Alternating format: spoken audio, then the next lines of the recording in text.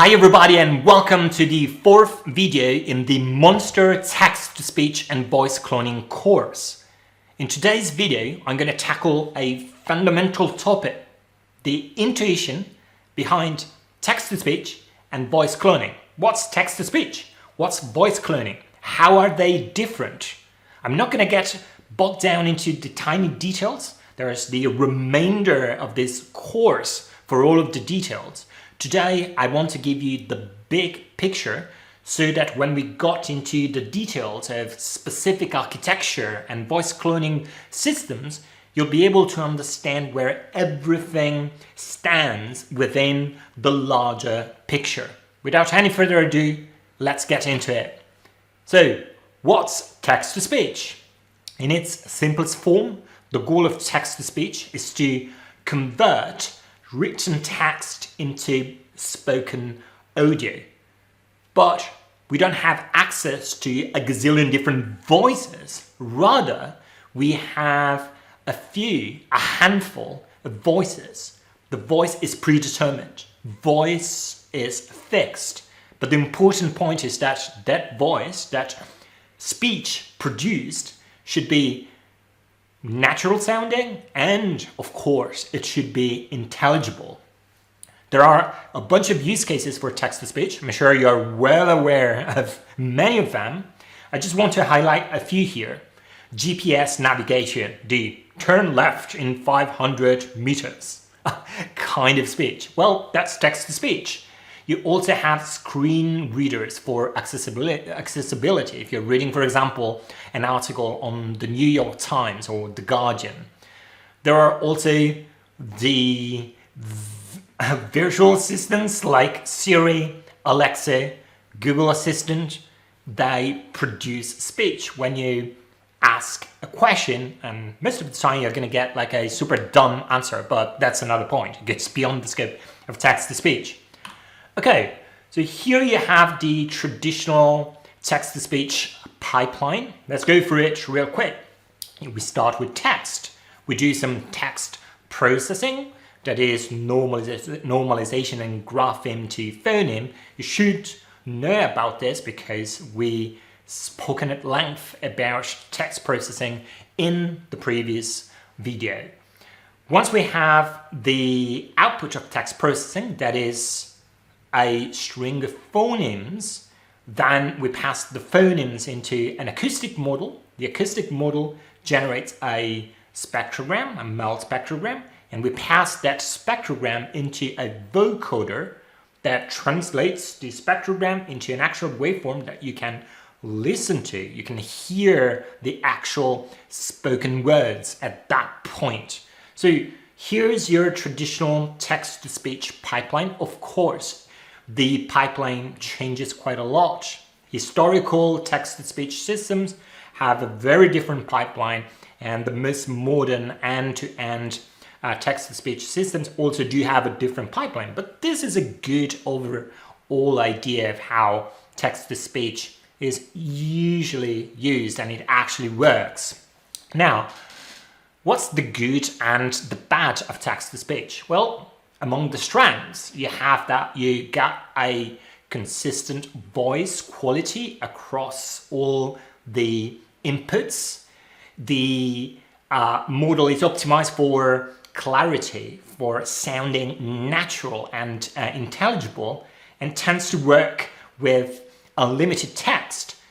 You can pass whatever text you want as input, and you don't need any reference audio at all. It just works out of the box. But there are some limitations with text-to-speech. You're going to get a generic voice. It's not very personal, it's not unique, it's a generic sounding voice. It usually tends to have limited emotional expression, even though, of course, some frontier research tries to get speech that's also more emotionally charged. It's the sound that you get is not unique. It just sounds as a generic voice once again because it cannot sound like a specific person. Good. So we've seen the strengths and the limitations. Now that we have an idea about text-to-speech, let's move on to voice cloning. So what's voice cloning? Well, at the core of it, we still want to convert some text into spoken language, into speech. But we want to generate that speech in a specific person's voice. We have a target voice in mind, and we want for our system to sound like that target voice. So voice cloning, unlike text-to-speech, should be able to capture voice identity, the speaking style, the rhythm, the emotional modulation that each person has, and the prosody, that is the musical part of speech. Here are a few use cases that we can think of about voice cloning. You're going to have personalized virtual assistants. So you just may want to have your visual assistant to sound like a person you know. I know it's a little bit creepy, but potentially that's an application. You can use voice cloning for content creation. Think audiobooks or podcasts. You could use voice cloning to kind of simulate your own voice for if you, I don't know, like if you do YouTube videos like this, I could just use voice cloning my voice and use it for this video, for example, right? Or you could have the voice of famous actors like Will Smith, for example, reading a book. But again, it's not going to be Will Smith, but a copycat, a virtual copycat, a voice cloning model that does the Will Smith voice.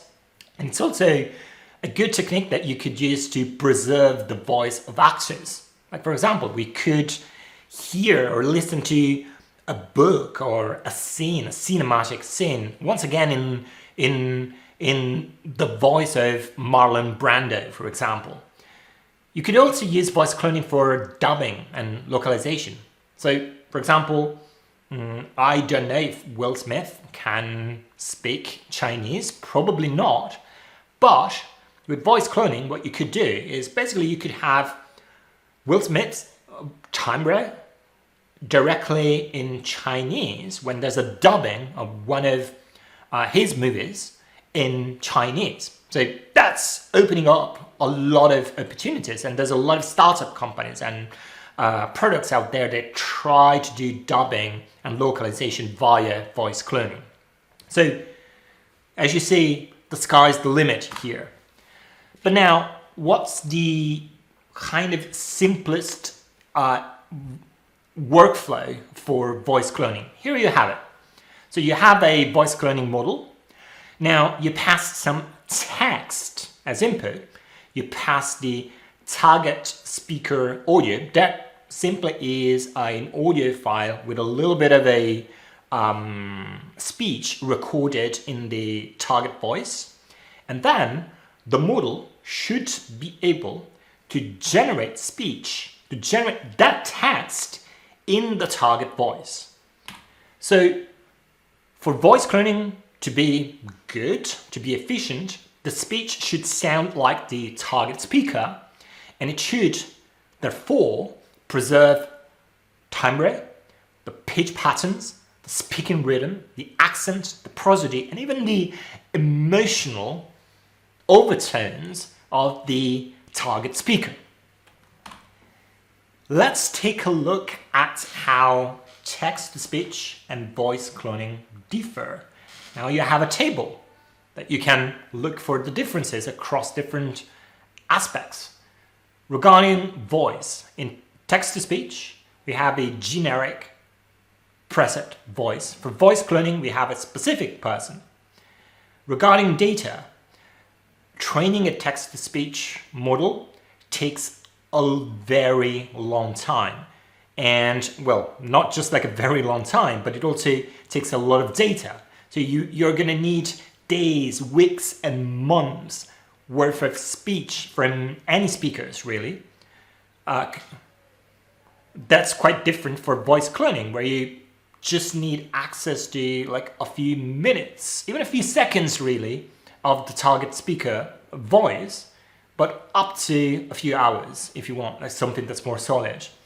The main goal for text-to-speech is intelligibility and naturalness in the uttered speech, whereas for voice cloning, I would argue that is the preservation of vocal identity of our target speaker. Use cases are also quite different. For text-to-speech, the focus is on scale and consistency. For voice cloning, it's all of those use cases that have to do more with personalization. Also, flexibility is quite different. So with text-to-speech, you're going to have access to one, perhaps a few voices. So if you go to 11 Labs or Google text-to-speech, you'll see that if you're looking at the text-to-speech products, you'll see that there are a few voices that you can choose from. And the problem with that is that after you hear them in YouTube videos, in ads, it just like becomes stale.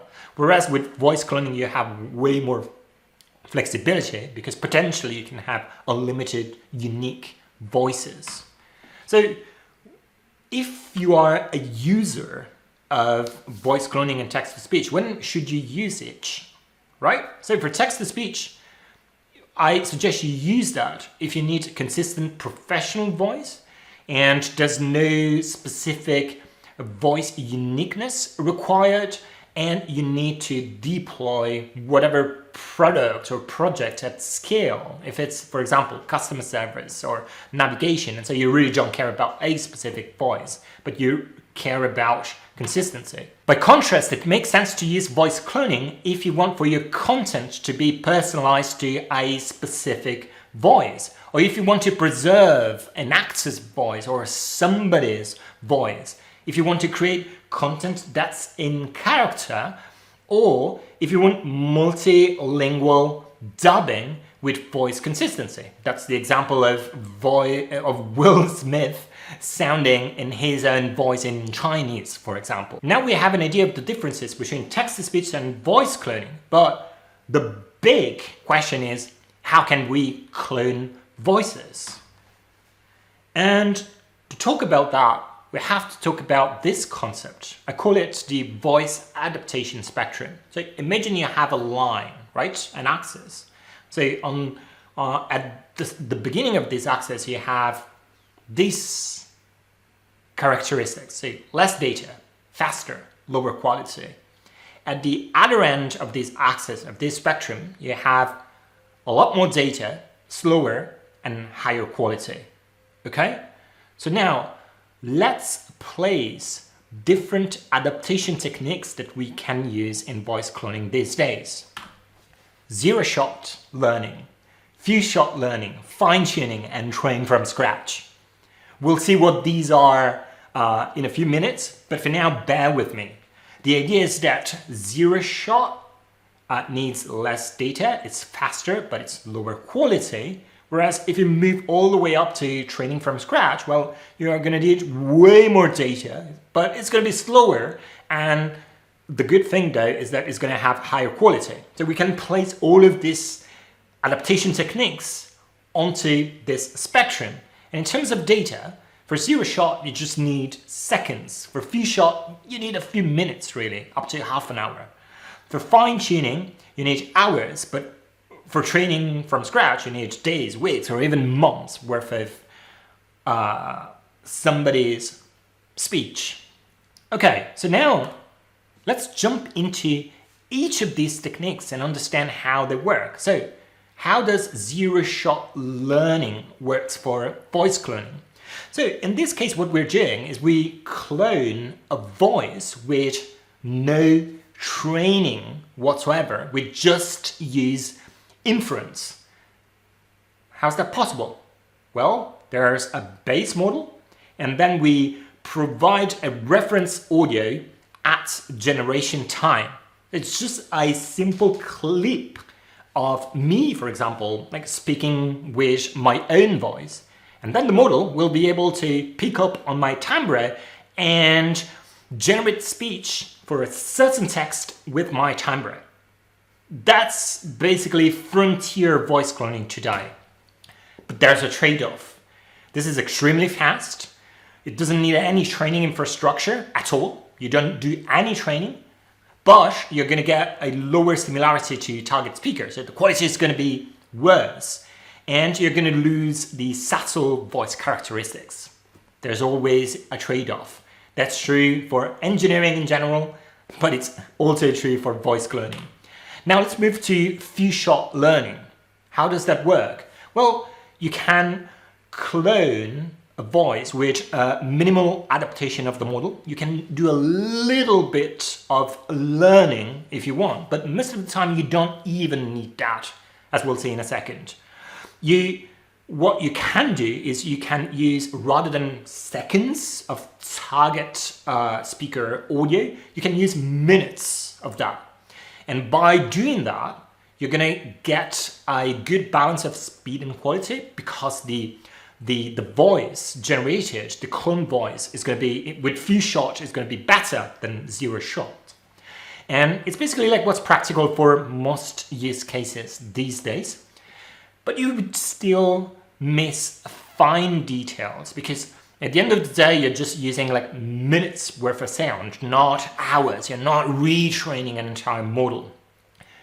But it may require some compute for adaptation if you're going the adaptation way. And we'll see that few-shot learning is a little bit in between zero-shot and fine-tuning moving forward. And by the way, stick with me to understand the difference, the specific difference between zero-shot and few-shot, because before we can get to that level of detail, we need to introduce another concept. But now let's move to fine-tuning. So with fine-tuning, what we do is we adapt a pre-trained model to a specific voice. So we do have a model that's been trained, it's a voice model, but now we're going to adapt some of the weights to a specific voice. So what we do is transfer learning from the general speech model to a specific voice. For this, you would actually need hours of target speaker audio. So here's the trade-off. You're going to get really good voice similarity. You're going to capture a lot of the subtle characteristics of the voice if the model is any good. You're going to get better prosody, animation, and rhythm reproduction, but it requires significant data collection beforehand. You need hours worth of audio of somebody's speech.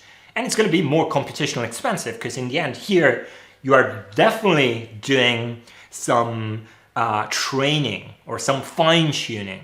Okay. Finally, we have training from scratch.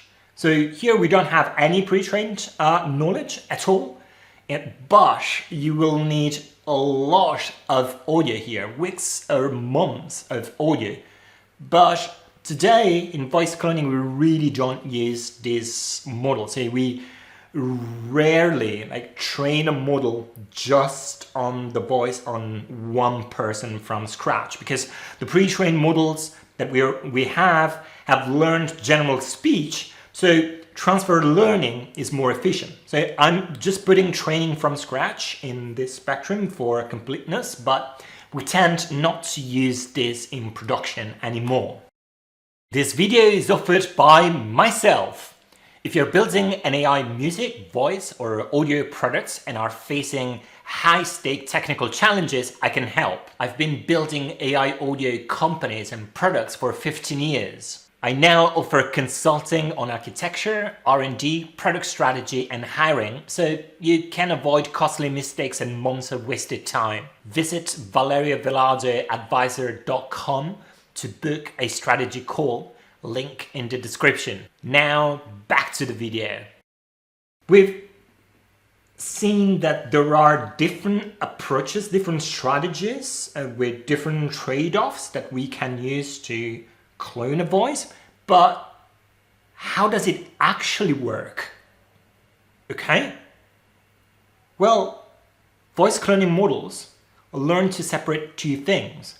So what is said, so all the linguistic content, the meaning, the syntactic aspect of it, the phonemes themselves, and who says it, so the speaker identity.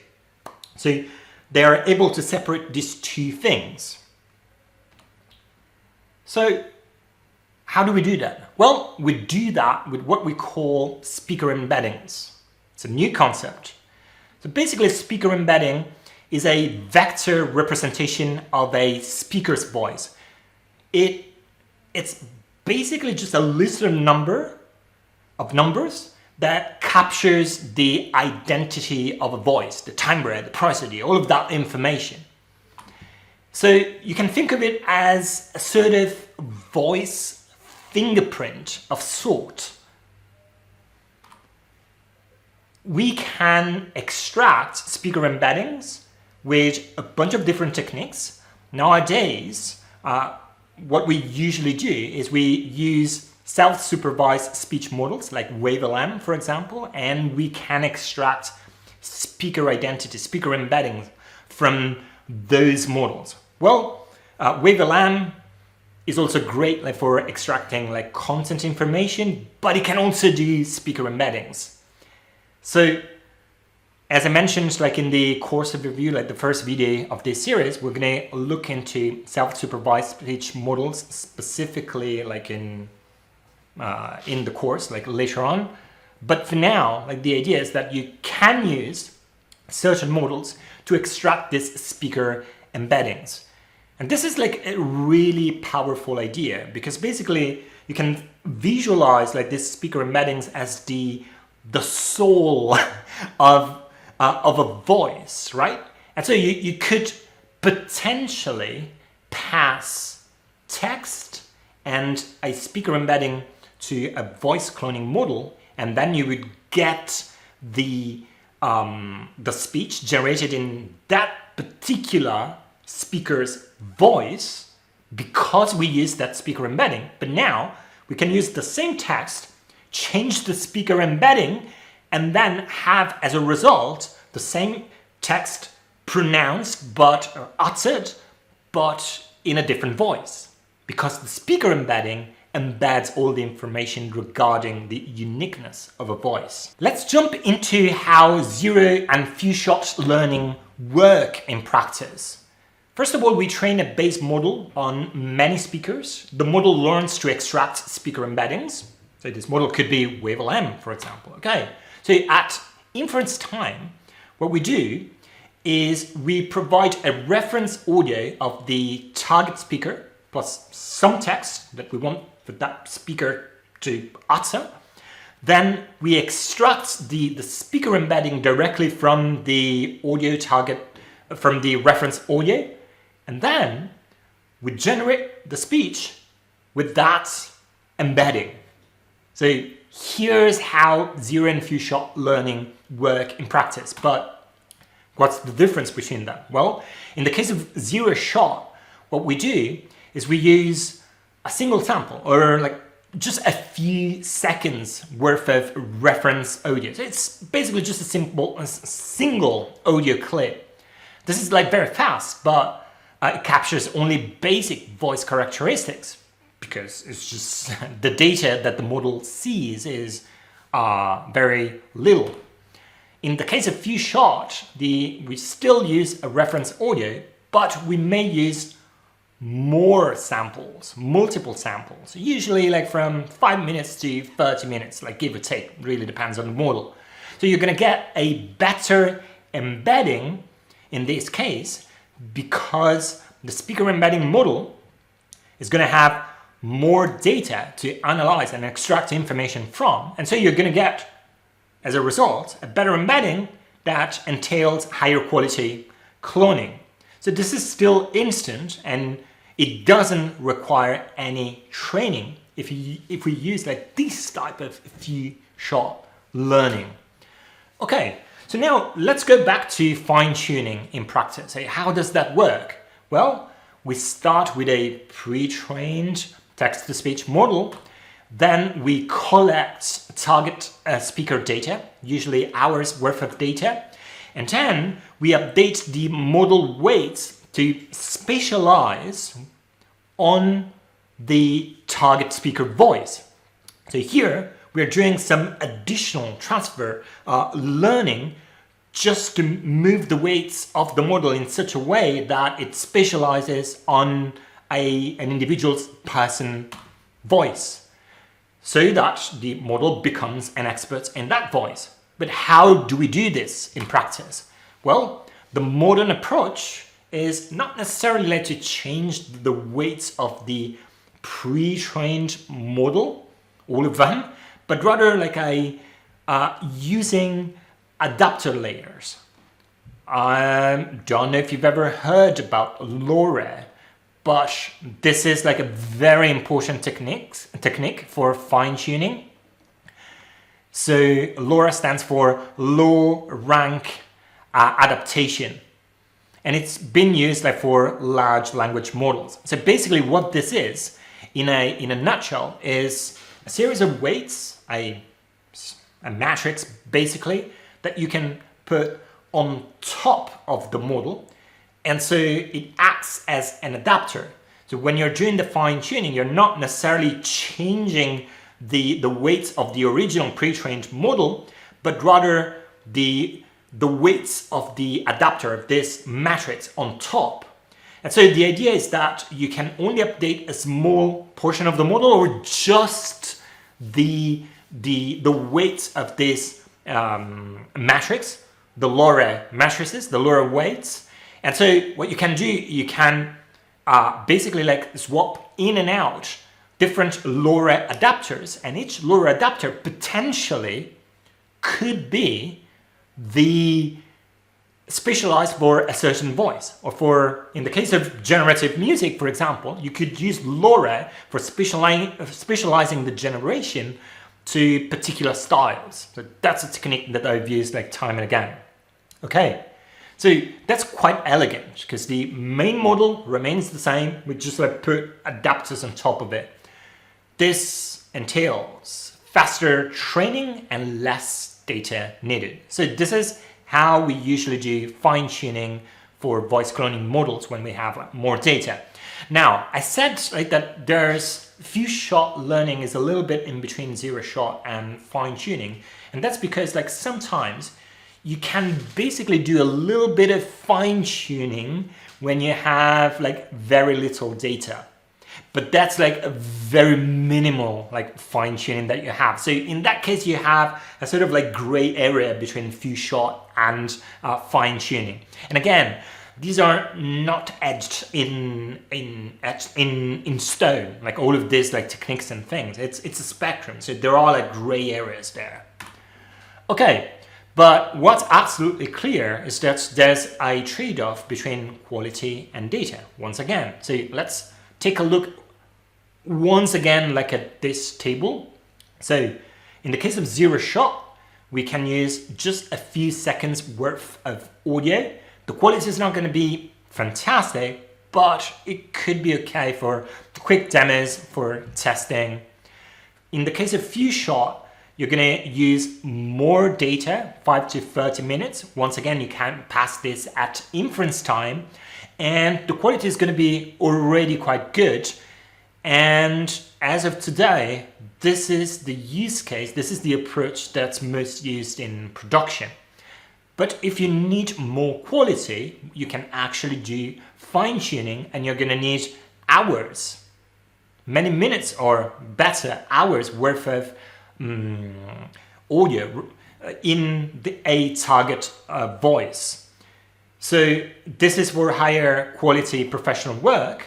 And then you also have the option of basically like training an entire model from scratch on a specific target voice, but that's really like not done like these days, just because pre-training with LoRa systems and other approaches like works way better and it's way more efficient. Okay, now let's take a look at some of these ideas in concrete. So there are a bunch of commercial products out there, like text-to-speech, voice cloning models. 11 Labs, obviously, like is the company that's dominating the speech synthesis market these days. But what I've noticed is that all of these companies, more or less, do use a mix of approaches, so that different users can use like different models depending on what they need. So if we go to Level Labs, for example, so here I'm in the voice cloning page. And so they say, yeah, you can create a replica of your voice that sounds just like you. And you can see here that you have professional voice cloning. So this is our highest quality voice clones and are virtually indistinguishable from the real thing. That's perfect for videos, audiobooks, and so on and so forth. Well, they do this with fine tuning. So here you have to provide quite a lot of data, like with your own voice. And then down here, they have instant voice cloning. So clone your voice with only a few minutes of audio. Create a voice that sounds just like you and use it to generate speech in any of our more than 70 supported languages. And yeah, and this is basically a few shot learning. So you have like a few minutes worth of audio and they just create, probably, that's what I assume that they do, they create a sophisticated speaker embedding for that particular voice. And the cool thing is that you can actually use that speaker embedding directly with different languages, and so you can basically sound like yourself but in different language, which is quite cool. So yeah, now we have an idea of these commercial products. Let me give you also example of modern voice cloning systems, and these are systems like that. Many of these like are open source. You can find the weights of some of this online or Hugging Face, for example. And we're going to talk about, we're going to analyze, dive deeper into like some of this later on during the course. But just to give you an idea, if you want to do a little bit of research on your time at this point. So for zero shot and few shot, like there are models like XTTS, your TTS, VALL-E, Bach for fine tuning. You have Cocky, TTS, Tortoise, TTS, or you can use like custom models on top of base TTS models. Voice cloning techniques are extremely powerful, and it's important that we dedicate a little bit of time on ethical considerations. First of all, as ethical developers of voice cloning, we should always look for consent. We should never use voice cloning with voices of people who don't agree to be voice cloned. There's also another major issue that is like that of voice deepfakes. They're a problem for fraud, they're a problem for political disinformation and misinformation. And so what's happened these days is that there's a legislation all around the world that basically is pushing generative audio providers, generative voice providers to label the audio that they generate with some form of machine readable information embedded in it. For example, like this is a type of legislation that we have in Europe. There's the EU AI Act, European Union AI Act, and specifically there's Article 50. And if we jump in this, you can see that at point 2, there's this important point. So providers of AI systems, including general purpose AI systems generating synthetic audio, image, video, or text content, shall ensure that the outputs of the AI system are marked in a machine-readable format and detectable as artificially generated or manipulated. So what they're saying is that you should find a way of labeling the AI-generated audio or video, for that matters, in a machine-readable format. Okay, so there's a similar type of legislation in California. It's called the California AI Transparency Act. And I'm leaving all the links to you here in this slide presentation that you can access via the description box below. But basically, the California AI Transparency Act more or less says the same thing as Article 50 in the EU AI Act. And there's way more legislation coming up. And interestingly enough, this is like what my company is doing these days. It's called Transparent Audio. It's a startup company. And basically what we do is we provide ways for generative AI audio companies, so text-to-speech companies, voice cloning companies, or generative music companies to comply with transparency regulation, that is like a labeling and disclosing the fact like that what they generate is actually AI generated. So in order to use voice cloning responsibly, here are like some points that I suggest you follow, and these are sort of like the ethical compass that I use. You should always obtain explicit consent from voice owners before cloning their voices. You should use watermarking or metadata where possible to flag the content as AI generated, and you should disclose, yes, when content is AI generated, and you can do it like in different manners, like using watermarking, metadata. For example, with transparent audio, what we did was releasing this open source library that's called Transparent Meta, that basically you can use to disclose the fact that a piece of audio, a piece of AI generated voice or music has been generated synthetically. And on top of that, there's also some sort of like encryption that makes it like more secure. Okay, you should also respect voice rights and IP. This is a big point, especially in the music industry and generative music, but it's also true for voice AI. You don't want to use like any voice you can find on the internet. You want to respect the rights of the voice actors, for example, who actually recorded like those like voice recordings. You should also always have in mind the potential harms that you could cause before deployment. Yeah, the reality is that voice cloning is an extremely powerful technology, and as we all know, with great power comes great responsibility. Good. So what have we learned in today's journey?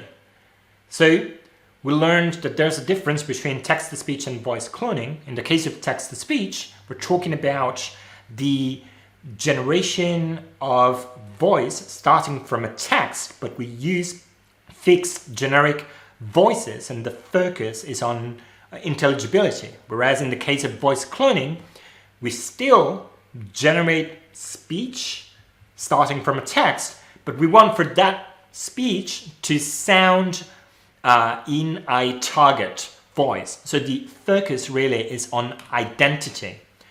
There's an important concept in voice cloning, that's the adaptation spectrum. So we can tackle voice cloning using different strategies: zero-shot learning, few-shot learning, and fine-tuning. But there's always a trade-off between data, the amount of data that you need, time, and the quality. The more time, the more data you have, and the higher the quality. So fine-tuning is always going to sound better than zero-shot learning. So how does voice cloning work? Well, it works through speaker embeddings that separate like what is said from who says that. So modern models enable voice cloning without full retraining, because we can pass in speaker embeddings that actually capture the essence of a voice.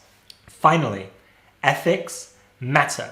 Always seek out consent, provide disclosure, and remember to go out in the wild with your voice cloning products, always with responsible deployment in mind. Okay guys, I hope you enjoyed this. If that's the case, please remember to give it a thumbs up, and if you're not subscribed to the Sound of AI channel, consider subscribing so you're going to get the future videos in this course and all the other goods that you're going to get from the Sound of AI at the crossroads of AI, music, voice, and sound. That's all for today. I'll see you next time. Cheers for now.